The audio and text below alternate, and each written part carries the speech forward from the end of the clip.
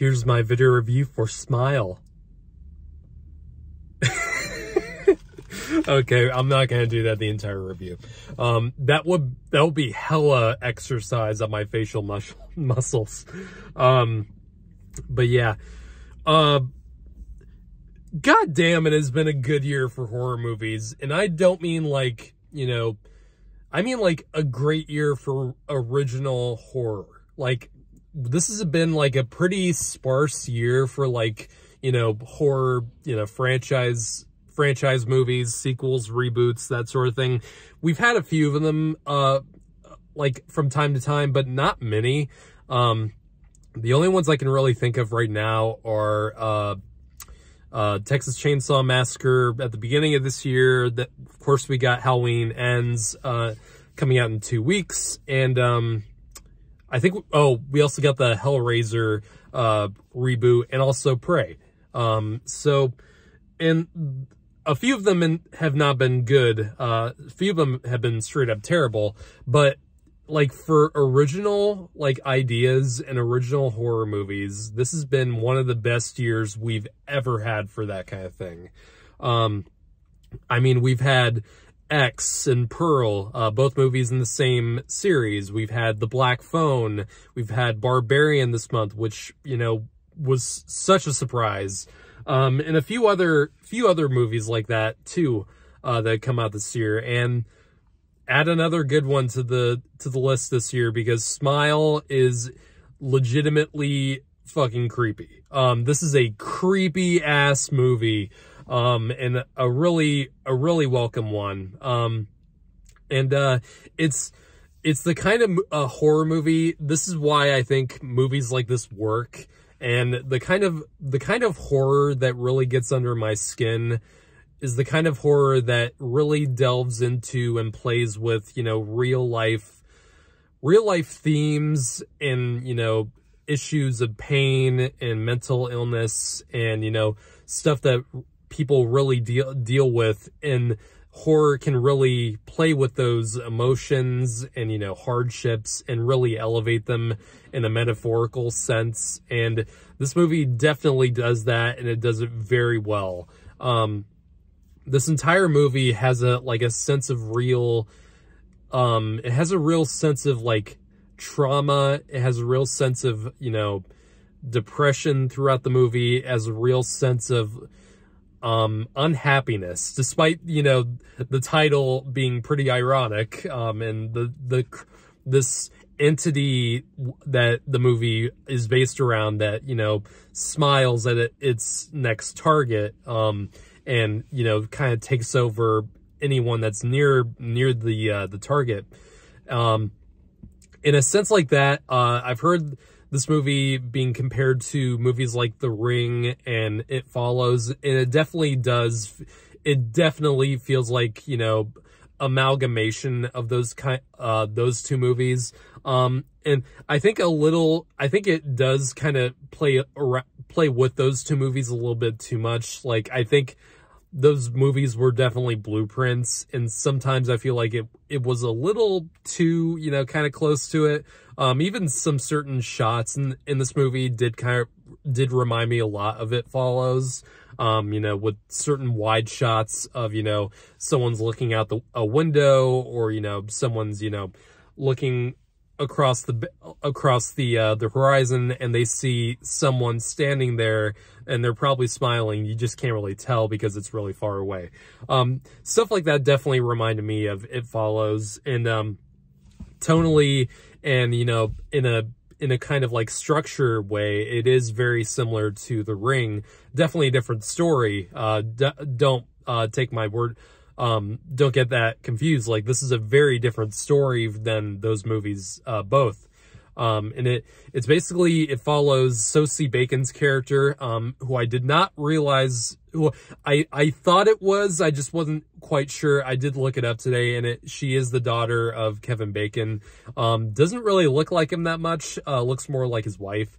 But anyway, she plays a therapist who has been helping a few patients out with, you know, who recently have been going through some serious mental breakdowns, where they kind of keep talking to themselves, and, you know, they're having serious troubles, and they can't really, they're really screwed up right now. And both of them, or several of them have ended up, you know, committing suicide.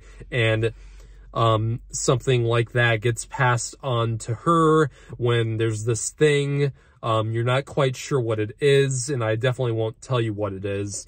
But it's an entity that kind of takes over anyone that's close to this victim, and it starts smiling, and a lot of times it causes them to see hallucinations, and sometimes and these victims will kill themselves.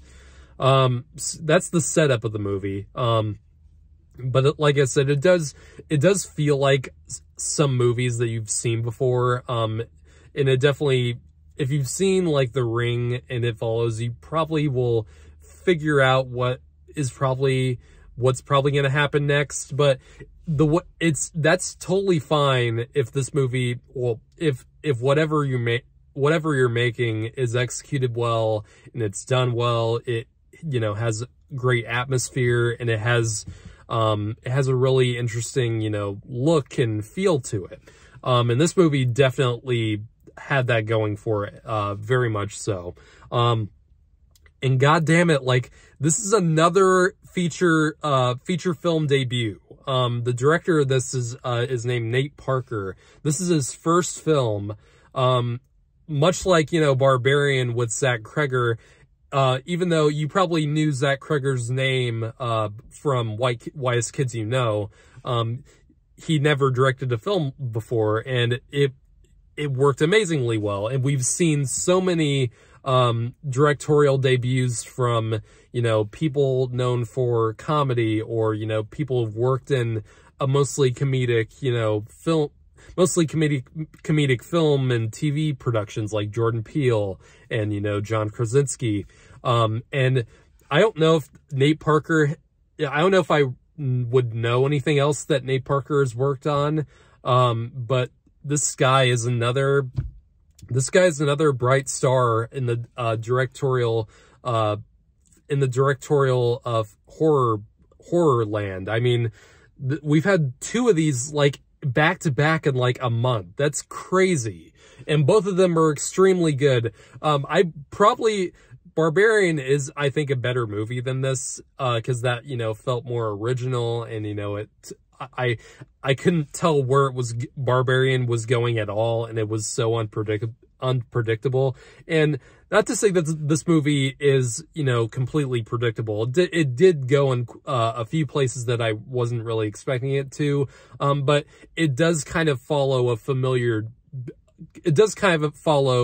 beats that you've kind of seen before, like I said. But it's executed very well, and this movie is just the atmosphere, and, you know, the music, and the way certain shots go on. Like this movie has a lot of shots that go on for a long time, and a lot of panning shots, and a lot of, you know, slow moving shots that reveal something, and it's just, it gets under your skin, and it's a brilliant idea. This movie is honestly, it's a brilliant premise, and it does follow up on its premise very well. And I'm definitely gonna be thinking about some of the images that I saw from this movie for a few days, probably. And that's right off the bat, like that's something I have to give any horror film props for actually, you know, giving me some really creepy stuff that's gonna affect me. Because I'm honestly not that scared by that much anymore. And it does take quite a bit to kind of freak me out, and this movie did freak me out quite a bit.